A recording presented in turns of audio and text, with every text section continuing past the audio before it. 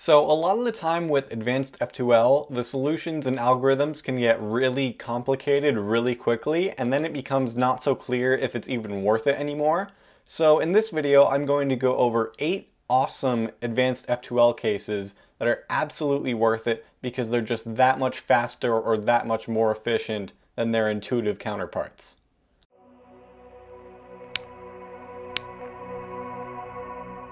Just as a little disclaimer, these will only be useful for you if your beginner and intermediate F2L is solid already. You can't replace fundamentals with advanced algorithms. That just doesn't work. So if you're worried that your fundamentals aren't solid enough to take advantage of these tricks, I have similar videos showing really important beginner and intermediate F2L cases. And if you want to check those out, I have links to both of them in the description. Okay, first one I want to show you. Let's say you have a pair like this. Needs to go back here.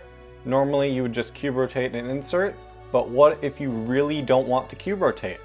What you can do instead is just put it along the back here and then do this quick algorithm which goes wide R prime, U prime, R, U, M prime. So that is almost always worth it in my opinion.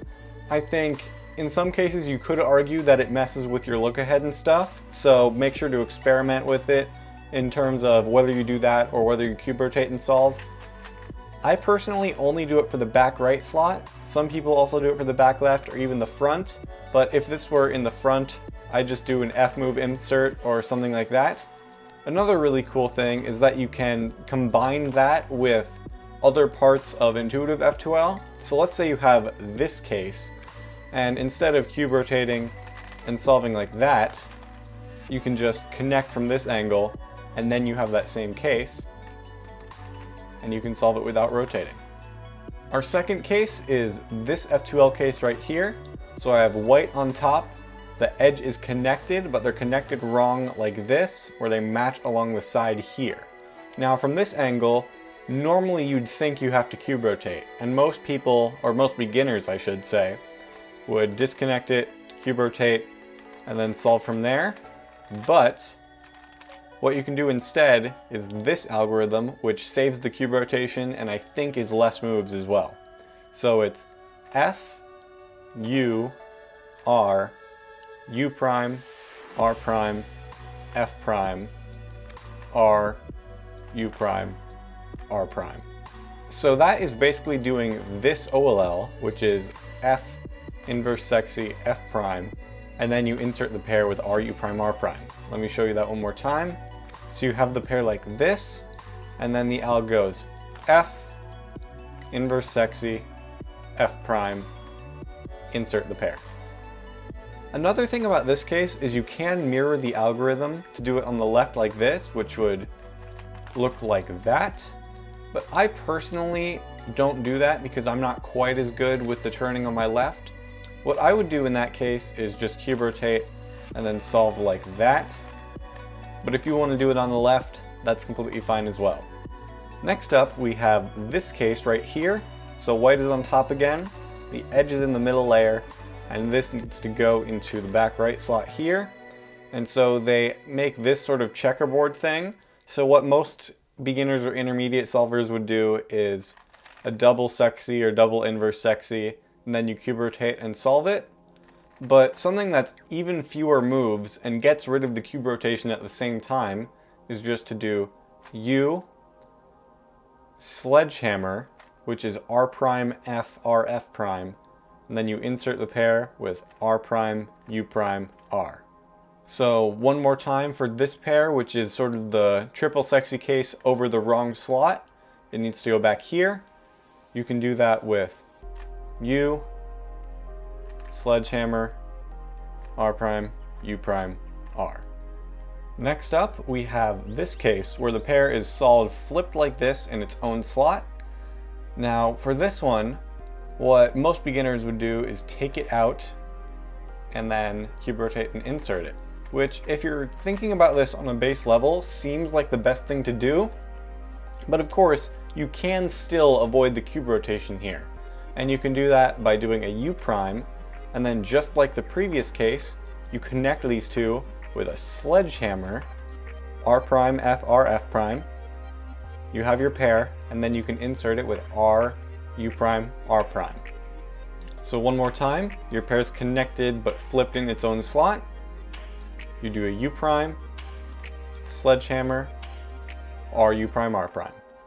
And this is another one that you can do on the left side. It's just U and then lefty sledge, which is L, F prime, L prime, F. And then you have a pair that you can insert with L prime, U, L.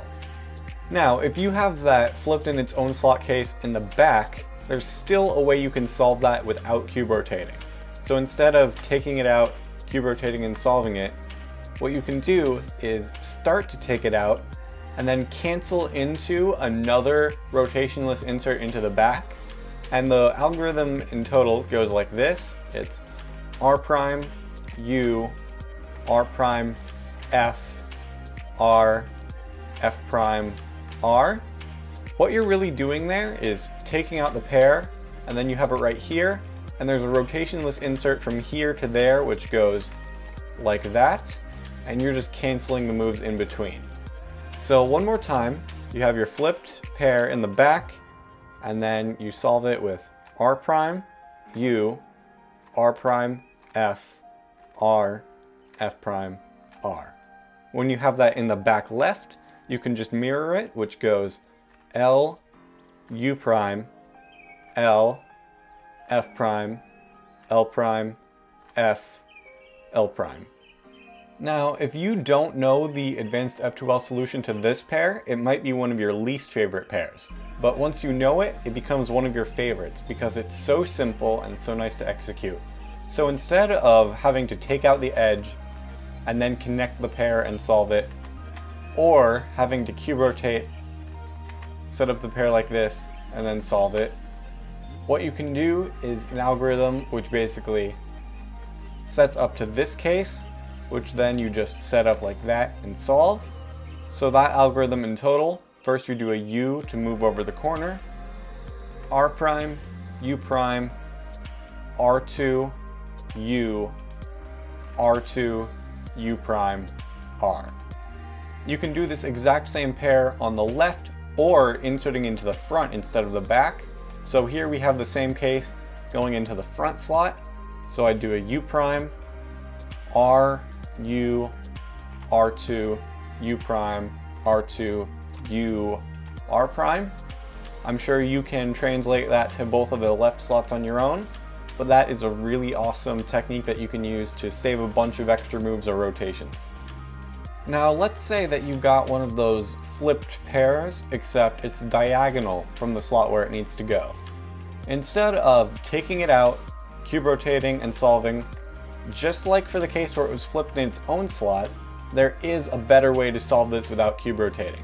And believe it or not, it's only 5 moves.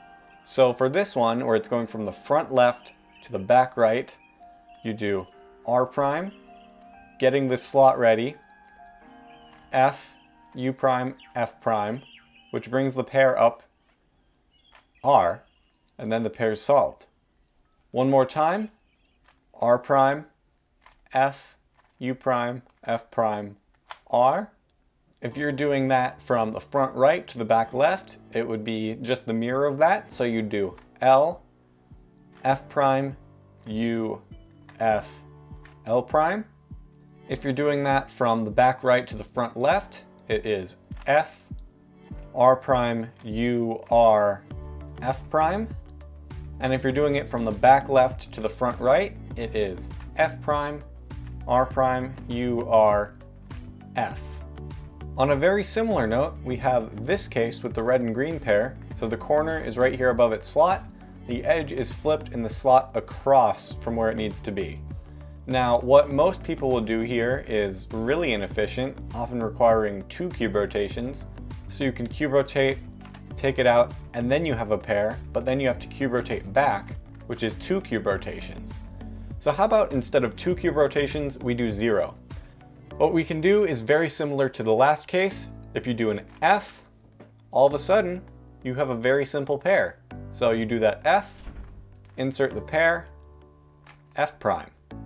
One more time, So you've got your edge flipped across from where it needs to be, corners up here, F, R prime, U prime, R, F prime. You can do the exact same thing into the back left slot, so corners up here, the edge is right here, and that would look like F prime to move it to the top layer, insert the pair with LUL prime, and then F. Now the really cool thing is that the edge doesn't actually have to be across. It can be adjacent like this as well, as long as it's still flipped. This time you can do an F prime to bring it up so you can do the 3-move insert. So this one would be F prime, R prime, U prime, R, F. And the exact same thing applies here for the left side. This time it's in the adjacent slot but still flipped. And for this one, there's actually a really cool execution. Cube rotate like this, and it goes D, wide R, U, wide R prime, D prime. And that's basically the same thing with a little bit of a cube rotation that makes the execution easier, and that will solve your pair. So that is all of the cases I have to show you in this video. So thank you guys for watching this video. It's kind of a classic BrodytheCuber tutorial. I hope you enjoyed it. If you did, make sure to leave a like, subscribe, comment, share the video. All that stuff helps me out a bunch. So I'll see you guys later, and I hope you have a great day. This is Brody, signing out.